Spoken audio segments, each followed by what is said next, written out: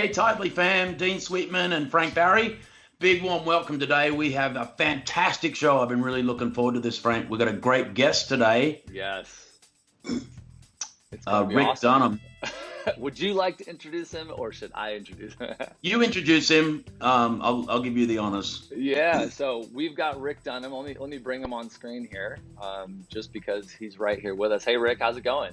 Good. Great to be with you. Yeah, it's so good. And Rick, you've been in the, I guess maybe fundraising at large, but really specifically, you've worked a lot with churches and ministries for what, going on 40 years, and started Dunham+Company as a company. That makes me feel really old when you say that. But you don't look a day over 35, so you're doing well. But Rick, you've been at this for a long time, so you bring a wealth of I guess just practical experience and just knowledge of the industry and churches and ministries and fundraising. So we're super excited about this show and the topic. And I know that our audience, we work with, approaching 9,000 churches on the platform. And so, we like to help churches with fundraising and with growing giving and generosity and all these things. So we're pumped to talk to you today. Thanks for joining us. Really happy to be here. So maybe Rick, do you want to start by telling us about your work, what Dunham+Company does essentially, and how you guys have, for a long time now, for by the seams of things, been in this whole space of generosity and giving. Like, how long has Dunham+Company been around? The company itself has been around for 16. We're in our 17th year. I've actually, like you mentioned, I've been in it for 40 years, and I actually got started when I was getting my Master's of Theology at Dallas Seminary.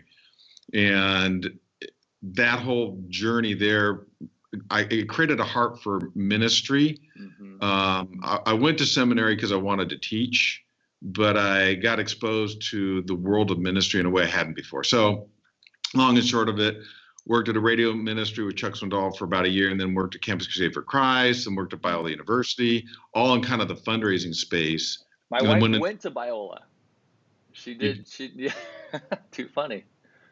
That's awesome. Well, I actually graduated from Biola back in the 70s, and then went there as VP for advancement for a few years.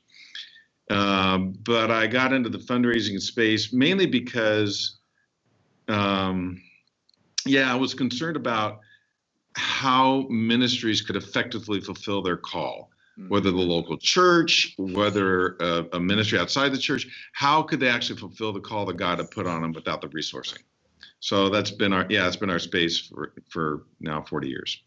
Wow. You've bounced around a lot. So advancement, I guess, for those that may not know the terminology, is what? Well, that was for the university. That was everything that was public facing, basically. So student recruitment, public relations, development, et cetera. Yeah. Right. And then have you spent any time working like at churches specifically, or has it always been from the Dunham+Company kind of outside perspective, coming in the consultant kind of role? I actually served on staff at a church, a couple different churches. And then I helped to found a church when we lived in Dallas, the first stint, and then have served on numerous elder boards over the years. Yeah. So you've kind of hit the topic of fundraising and growth and things like that from a bunch of different angles, I guess. Yep, very much. Been in the trenches. Absolutely. Yeah. So today we want to focus a little bit on a lot of your work is digging and mining data and looking at trends. What would you say maybe have been some of the top trends in kind of recent history? And then, maybe let's get into some of the things moving forward. Yeah, I think there's a couple of probably macro trends. Our company is part of the Giving Institute, and I serve as chairman of the board of the Giving USA Foundation that publishes Giving USA every year. Mm-hmm. And that's been going on for decades. And one of the big findings there, it's the longest running report on philanthropy in America, is that giving to religion has always been the largest portion. Back in the 80s, it represented 50% of giving. Yeah. Today, it's sitting at about 32%. So it's gone down, but also in real dollars, it's continued to increase because philanthropy, for those that don't know, 2017, there was $410 billion given charitable organizations, including the local church. Mm-hmm. And churches churches, ministries, faith-based organizations represent a large portion of that, right? Isn't it 120, yes. 130 billion of that is to religious charities? Yeah, about 130 billion, you're right, is specifically to churches and church affiliated organizations. Mm-hmm. Yeah. And is that going up or down, Rick? Well, it's going up. Obviously, in the Great Recession, giving took a massive hit. Yeah. It was running at about 310 billion and then dropped to 296 billion. Mm-hmm. So, and it was the first time there'd ever been a significant drop like that in charitable giving ever in the U.S. And so there was a time of recovery. But the one thing that we know is that a church affiliation, especially regular attendance at church, is a strong correlation to giving. Right. Which doesn't surprise any of us. Yeah. So the church tended to do better through that period than many other organizations. Right. And in your kind of looking at this, this number is going up, you say, but attendance is down. I mean, what's the correlation there? Yeah, there's a lot of research going on right now, and actually quite a big debate around the increasing non-affiliated people, right? We work also with the Lake Institute up at Indiana University that does quite a bit of research around the giving to the church, and the non-affiliated, the lack of affiliation with the local church has a correlation to the decrease in giving. There's been over the last 20 years or so, there's about a decrease of about 20 million households in terms of actual giving to charity. Wow. So there's a significant trend there, but as I said, that the actual amount being given to philanthropy is going up. So obviously more is being given by high net worth individuals. Right. Yeah, and I think obviously that correlates with, since the Great Recession, you've had this incredible increase in just startup companies, online companies, tech companies in general, growing into be multi-billion-dollar companies, and founders now worth multi-billions of dollars. And you look at someone like, Bill Gates and Warren Buffett, who have kind of really led the way in these philanthropic kind of endeavors, and obviously that's trickling into other high net worth individuals. Is that what you would think? Yep, that's happening, but also part of the debate as to why there's fewer donors today than there's a decreasing pool of people that are giving, households giving, is the degree to which it's a bit of a self-inflicted wound. For the most part, we've got two major national studies that we've conducted, among others, but two really significant. One is called the Online Fundraising Scorecard. The other is Social Media Scorecard. And on the Online Fundraising Scorecard, basically we had to grade on the curve because it included Christian, obviously a significant portion of Christian ministries, is that the consumer, and this has shifted fairly rapidly, is living their life in the digital world. Yep. And it's this thing. I mean, this is where people are living their lives, and we are living our lives there. And Amazon, we counsel churches and ministries that the challenge is the Amazon, what we call the Amazon effect. Yep. Is the consumer can go in, choose something, click once, done. Yep. And I'm out of there. Right. Then I go to give a gift, and in many situations, charitable organizations and churches, they struggle to give online because the giving facility is so awkward and so difficult. Right.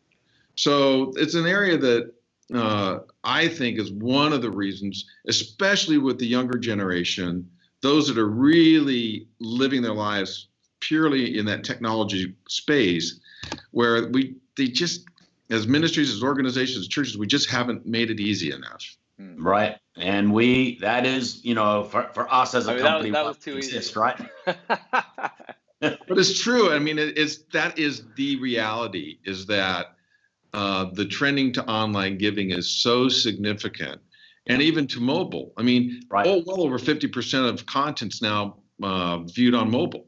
Correct. And that if that's happening, then I've got to be there in a way, in a fashion that makes it easy for somebody to engage. Yeah. Right. Yeah. Shameless plug. Go to Tithe.ly and you'll get it all sorted.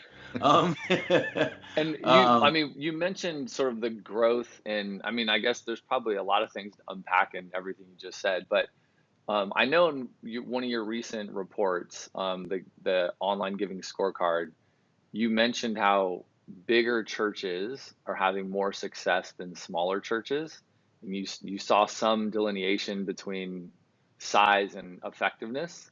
So, I mean, maybe talk a little bit about that. Like, why are big churches finding it more successful than small churches, and what can small churches do to mimic some of the things the big churches are doing so they can find success?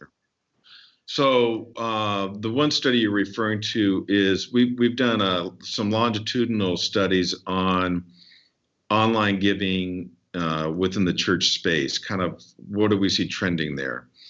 And so 2015 was the first study, and we saw that about 42% of churches at that point actually offered that as an option. And last year, when we did the study, it jumped up to 74%. So obviously, churches are adapting to this and adopting the technology. I think for the most part, it's pretty logical that the larger churches have more staffing and capability to bring on technology like that than the smaller churches that maybe are even working with a volunteer staff or a part-time pastor. And so it's just obvious that kind of these larger churches have a bit more capacity to bring that technology on and do it well. But as you well know, is that the technology has changed so much and it's simplified so much that even the small church now should be able to, if they want to bring that technology on. And then it's a matter of promoting it effectively. Right. What are some of the things that you've seen or heard about in terms of effective promotion? Because big churches, they that's in their DNA, right? Like the big guys, they really know how to communicate, and sometimes maybe the small churches struggle there a little bit. So what are some of the big, or small tips that the smaller guys can take away? Well, I think first of all, it's not difficult. The space that you own every Sunday is there on the stage, and just by even making a mention, getting a screenshot up on the screen to be able to remind people that we've made it easy for you to contribute with this product and with this methodology. So here's how you do it. One church that I was at not long ago actually had 2,000 members in the audience and didn't once mention the online giving portal. They just passed a play. I was stunned. Wow. So most of these people don't even have cash in their pocket, and I doubt if they have a checkbook. So why are you doing that and not really kind of encouraging them to go online to give? So yeah, I just think it's a matter of creating an awareness and being disciplined around that awareness. I do this experiment when if I'm in an audience, and I was in one a few months ago. It was maybe 1,500 people, and it's like, hey, I'm going to take an offering. Would you get out your checkbook? Would you hold it up? And of course, there's a couple of senior people waving their checkbook, and they're really proud of it, right? They're like, I've got my checkbook. And then I said, well, hey, like if you've got a phone, can you wave it up? And of course, 99% of people do that. So that, in our effort to educate both our customers and the market in general, it's really, and you mentioned this before, that shift to mobile is everything. I'm interested if you've got some data on that around mobile and that whole kind of focus, which is like you said, that's where everything's headed. Yeah, absolutely. We actually do. We did a generational study looking at the various generations and their behaviors. And what we found is on the technology piece, not surprisingly, like 99% of millennials owned a smartphone. Right. But even as many as 60 some odd percent of the mature generation, the greatest generation, owned a smartphone. I mean, it was massive. So, I mean, and that obviously the adoption rate there is increasing. I've got a 89-year-old, almost 90-year-old this month, mother-in-law who she's better on her smartphone than I am. She cracks me up. She knows. My father-in-law was using Apple Pay before I was, Yep. you know, and he's 70 plus. So, I mean, everybody's using this stuff. And the reason I kind of go back to the reason why this has become such a passion for me, it really is rooted in my my theology, Wow. and it's my degree was in systematic theology, and about 10 years into my career, I began to ask the question: does fundraising, does asking people for money actually bring a smile to the face of God? And that literally was the thought that entered my mind. And I thought, that's kind of an interesting question. So bottom line is, I ended up scouring scripture and ended up writing a book called If God Will Provide, Why Do We Have to Ask for Money? And at the core of it is the conviction I came to is our relationship with God is directly correlated with how we handle money. Totally. And its role in our life. And giving is a form of demonstrating that money does not have mastery over us. Right. So to me, the more we as church leaders, and I actually believe that God has called us to challenge people to give, because our natural inclination is to hold on to our stuff. Yeah. And there's a beautiful illustration of this in Exodus when Moses is commanded by God to take up an offering, to do literally a fundraiser. Mm-hmm. And it was to build the tabernacle.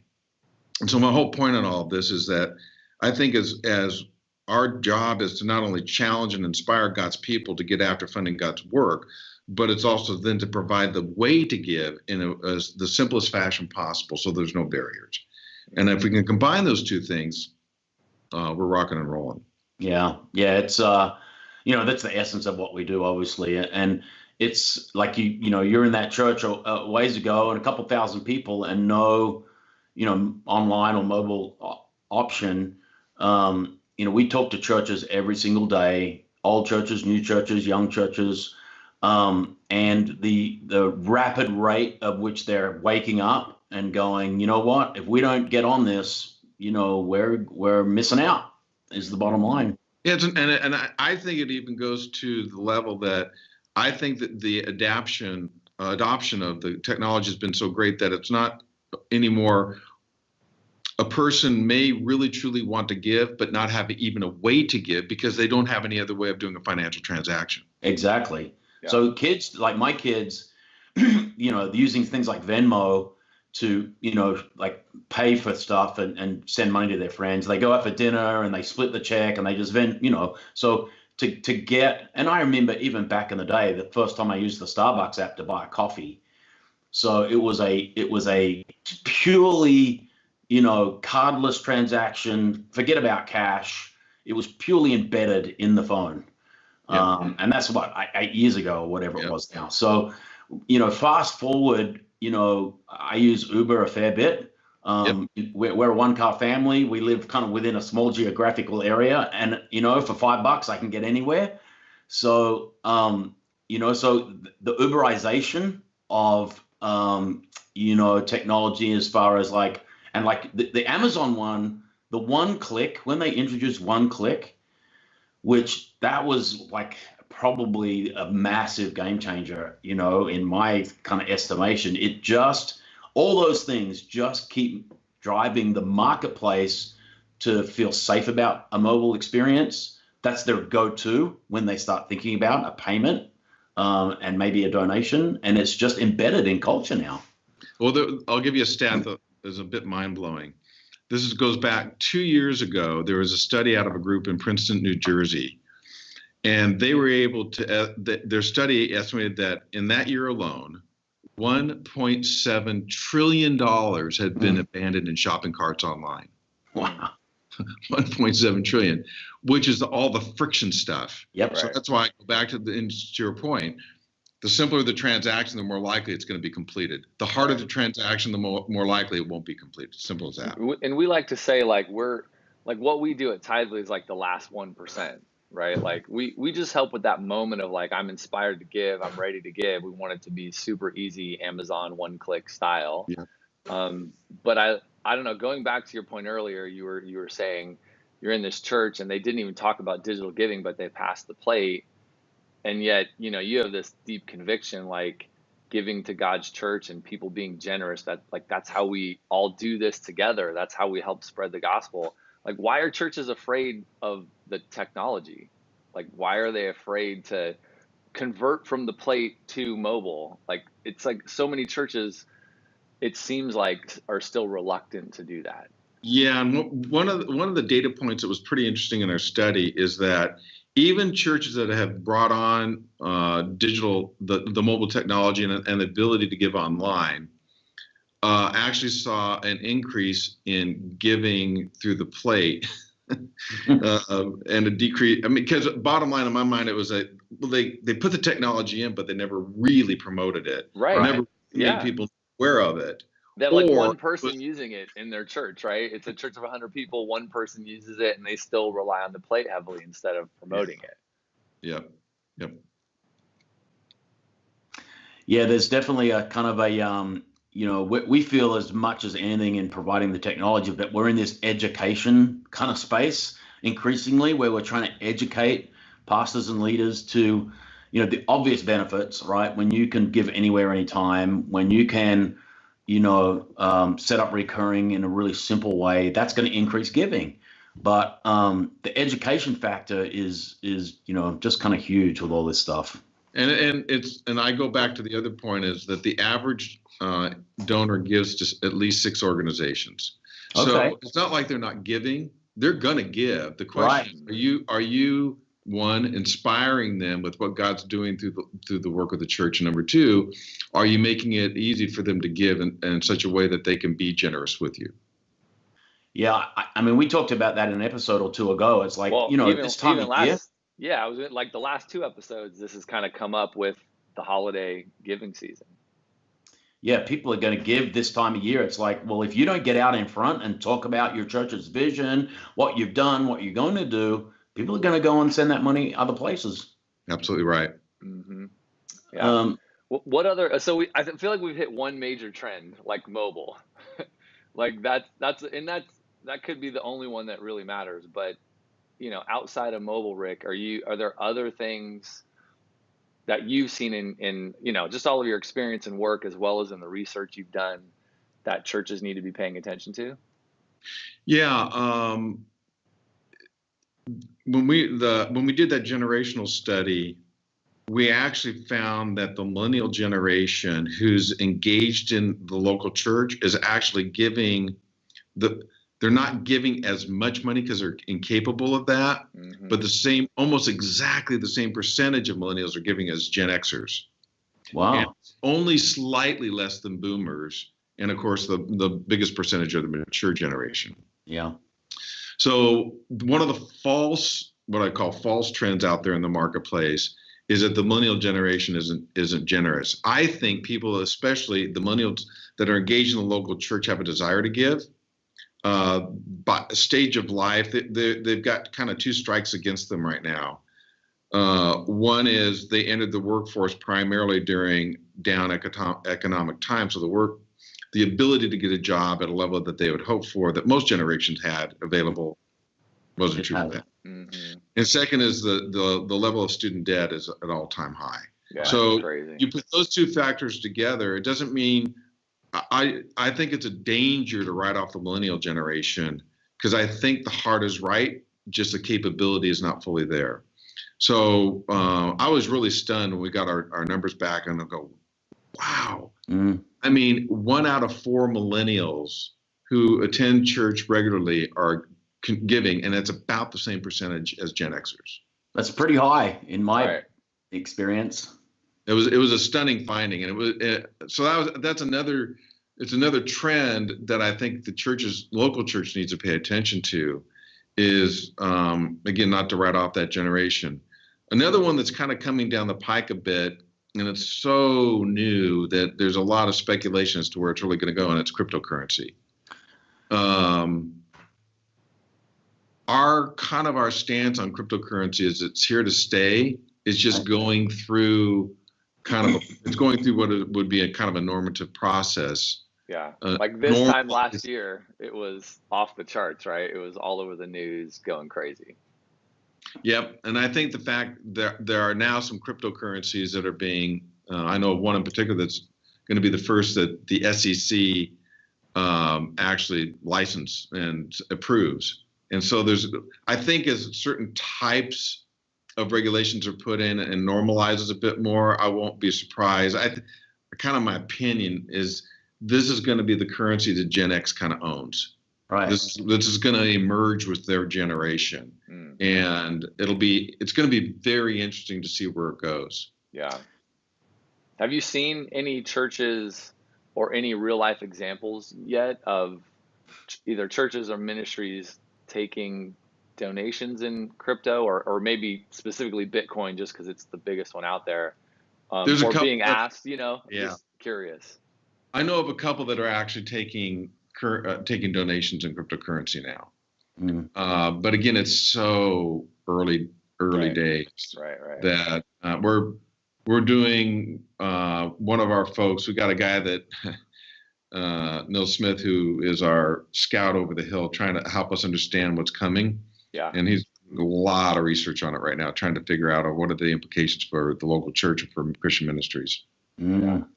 That's exciting. That's the kind of stuff that excites us. Actually, we're super technology embracing. Sometimes you have to be cautious with things. I remember standing up in front of the church, I don't know, 7 years ago now, saying that you could give with an app. And whilst there was a lot of people that got excited about it, there was a really big segment that were like, "Hang on a minute." Right. You want me to give it through my phone? Yeah. But they had flip phones. That segment had flip phones in church still. Yeah. So they were like, I don't even. Yeah. One of the things you said there, Rick, and it's interesting, like that the millennials are generous proportionately to what they have and, how they entered the workforce.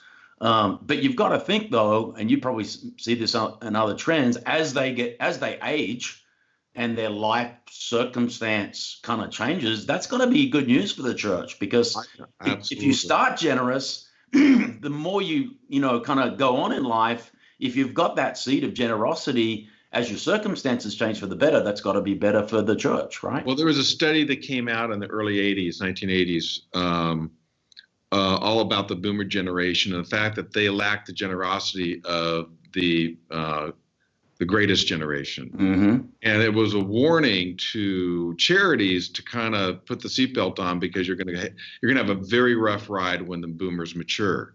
Right. 2 years ago, there was a study released that the boomer generation is now the most generous generation of all times. Right. Kind of Bill Gates is a poster child for it. Yep. And I've always believed this at a convictional level, that it really is life stage more than anything. Right. I mean, when you're young and you're building a family, buying your first home, or whatever it is early in your career, you're not making the most money you'll ever make. Right. But when you hit your 50s and 60s, kids are out of the house, you are at your high earning years. Sometimes people have their houses paid off. I mean, you just have more disposable Absolutely. income. Right. So the generous heart is able to express itself more than when you're young. It's a pretty simple fact. I mean, millennials are hitting their 30s, give or take. Mm-hmm. I guess maybe on the higher end. I have two of them. Yeah, like higher end, it might be like late 30s or so. So, it's not too far off, really. I mean, in terms of, them being in a stage of life where they're probably earning some good money and they've started a family and all these kinds of things. So it's funny to talk about millennials as if they're teenagers or something like that, right? Like that's maybe 10 years ago when it all started, it was a thing, but now it's like, well, they're in their 30s. They're like, they've left home and have careers and starting families and all that stuff is happening. So I think that, to Dean's point, inspiring generosity in them early, that's probably true for even the three of us here. Like when we, became Christians and learned about giving and all of that, like it slowly grows over time and you get more and more generous as you age. That's true. The other trend that could affect giving, just something you just said, just kind of sparked this, I don't know why, but is tax reform.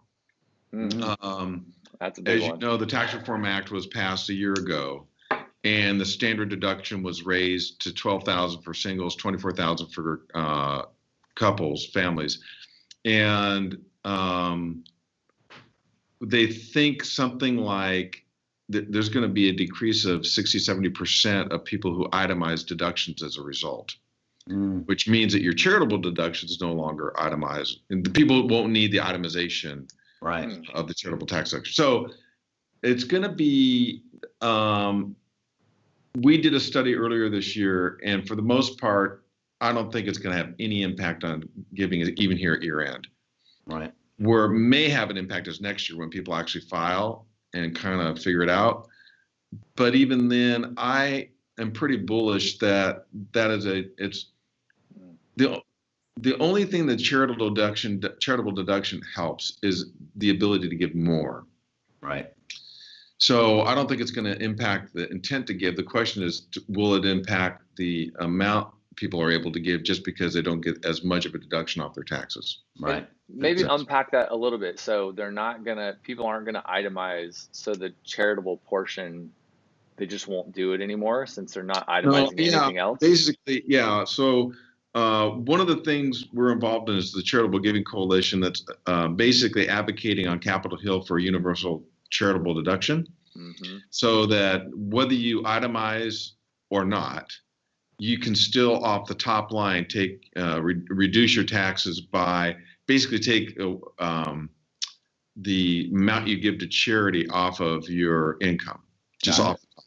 Just generally speaking. Yeah, which if you're able to do that, we think that's the right move because it incentivizes people to give that. Sorry for all the stats. It's great. The charitable deduction, the estimate is that it costs the government about $50 billion in revenue, the charitable tax deduction, but it generates $410 billion in charity. So at the end of the day, you go, well, kind of. And all the good work that happens, the last time I checked, 410 billion is bigger than 50 billion. Yeah. So I don't even need a calculator to do that math. No. And so, and I do think it's all the good work and that it actually funds.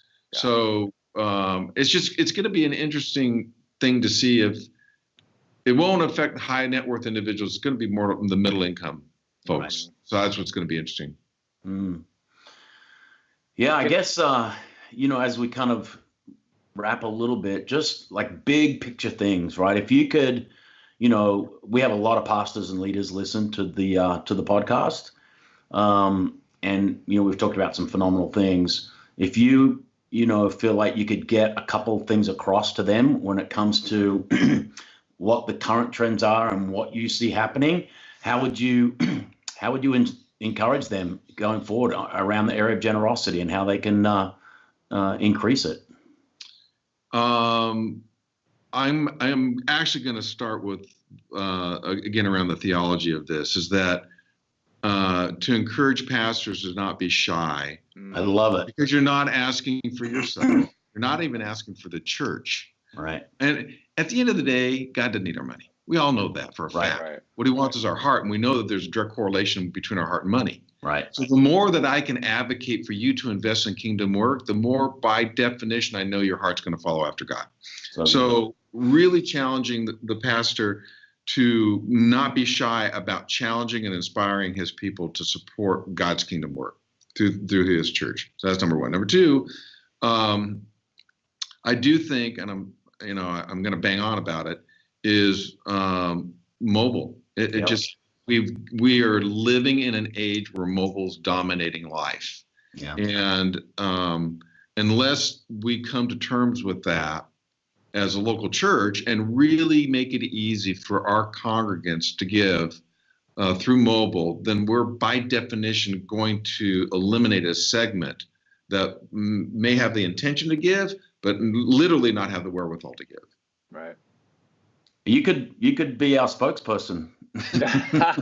We're sending you a T-shirt right now. I'm just telling you the truth. The way the data is telling us is this is where people are living. Maybe we got to look at your data and build our company around good data. Yeah, so good. Absolutely phenomenal. And I feel like we could talk about crypto a bunch more, but I don't think time permits. We don't want to keep people forever. But this is great. I mean, so helpful, Rick, to just talk about the data, and you have so much knowledge on just the actual data and the stats and the trends that are going on. I mean, we see it kind of in the usage, but we've not studied it deeply, right? Like how you have. So really, really helpful. Where can people go maybe to find some of these reports that you've been referencing? There's one. The first thing I would do is if you go to givingusa.com, Giving USA has a special report on giving to religion that was released last year. Right. Okay. And any pastor should read that because it's just really insightful in terms of what's happening within the church space. We're just really helpful. Great information.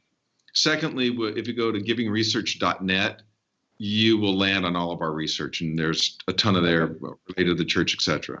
Fantastic. Yep. Very good. We'll make sure we put those in the show notes and link them in Facebook and all that kind of stuff so people can find them. Absolutely. Great. Hey, Rick, it's been a pleasure. You're a real expert, and we love talking to experts. Thank you. Thanks for having me. It's been a blast. Yeah, absolutely. Thanks, Rick. Appreciate it. So, mate, we are going to have a little break over the Christmas New Year period. We are. We got I mean, biggest couple of weeks of the year for what we do, but you know, we all need some holiday time, and I think everyone's going to be with their family and their church community and things like that over the next few weeks. So the show will be on hiatus. Yeah, the show's going. We're coming back on January the 16th, is it? Yep, January 16th, and folks can go to tithe.ly/TV to watch any of the previous episodes and check out all the content. And then kind of on the business side of things, all the Tithely guys are working hard. We're, you know, our 60 plus employees now are going to be working very hard, especially these last week or so of the year. It's a very busy time for us. We see giving explode kind of after the Christmas kind of moment, and then, you know, surging through to the 31st. So we'll all be on deck and making sure all that goes smooth. And we're going to finish out our best year by far. That's right. It's going to be fun. Super exciting time. I mean, obviously for our business, for the church, you know, celebrating Jesus and being with our families and just all the holiday festivities. If you can probably see kind of, there's Elf on the Shelf. No, over there. Elf on the Shelf is behind me. So having fun with the kids. And so, yeah, we wish everyone a great Christmas, Merry Christmas, and just a great holiday season. Awesome. Hey, thanks, Tithely fam. We'll see you in the new year. God bless and have a great Christmas.